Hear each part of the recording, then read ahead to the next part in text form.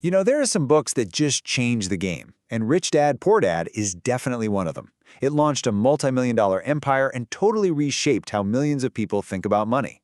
But here's the big question. Is it a revolutionary guide to building wealth, or is it just a masterclass in marketing a myth? Well, today, we're going to unpack one of the most influential and, yeah, controversial personal finance books ever written. Okay, so to really get a handle on this, let's start with the sheer scale of the book's success. It's really hard to overstate just how massive its impact has been. So get this. Since it was self-published way back in 1997, Rich Dad, Poor Dad has sold over 40 million copies around the world. It's been translated into more than 50 languages, and it's spent, I kid you not, over 6 years on the New York Times bestseller list. That's not just a book, that's a true global phenomenon. And at the heart of it all was this incredibly simple but really, really powerful message. It completely challenged that old-school wisdom that a good education and a steady job were your tickets to a good life. Nope. Kiyosaki preached a totally different path. And that right there is the central question, isn't it? How did this happen? And maybe more importantly, is the advice inside actually any good? In this explainer, we're going to unpack the philosophy, the whole phenomenon, and all the intense scrutiny that surrounds Kiyosaki's financial empire. So what are these simple, powerful ideas that made the book connect with so many people? To really understand the controversy, you first have to understand why it was so appealing in the first place. All right, this is the absolute core of his whole philosophy. He takes these two basic financial terms and just flips them. Forget all the complicated accounting definitions you've heard. For Kiyosaki, it all comes down to cash flow. Does it put money in your pocket? It's an asset. Does it take money out? It's a liability. It is literally that simple. And this is the example that just perfectly illustrates his point. Conventionally, we're all taught your home is your biggest asset. But Kiyosaki comes along and says, wait a minute, because your house costs you money every single month.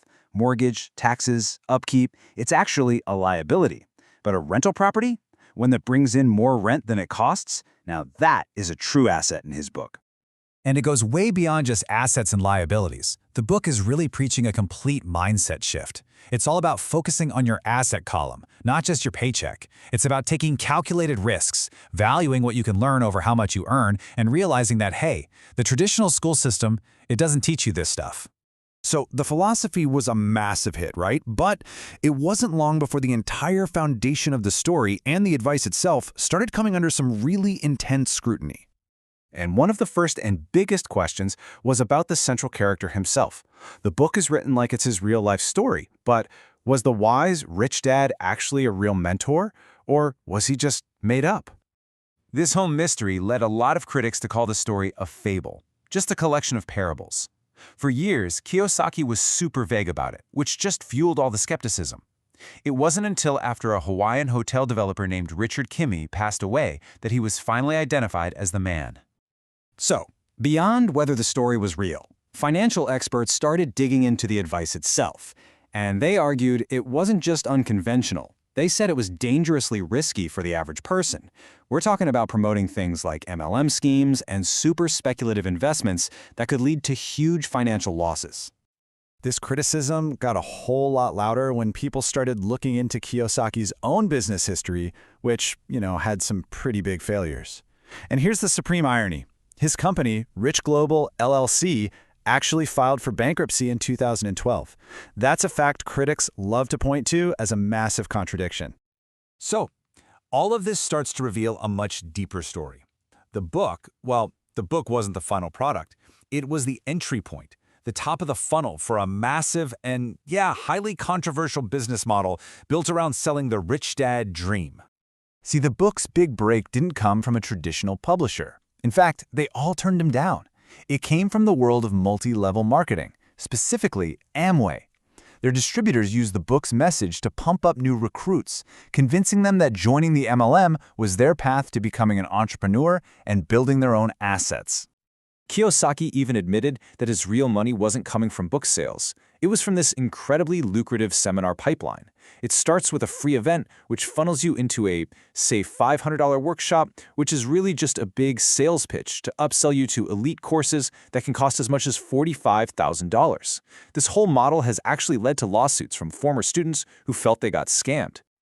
The backlash from the actual financial community has been severe. I mean, critics like John T. Reed have just been merciless, calling the advice wrong, bad, and dangerous. They basically label the whole thing a get-rich-quick scheme that's just disguised as financial education.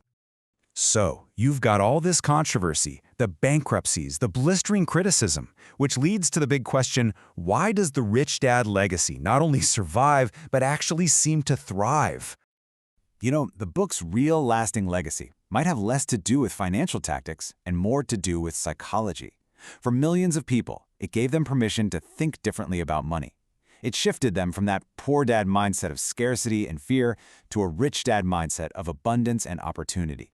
And let's be honest, his message taps directly into a lot of modern economic anxiety. When job security feels like a thing of the past and inflation is eating away at your savings, this idea of taking control, of building your own thing and not relying on a boss, well, it feels more relevant than ever, doesn't it?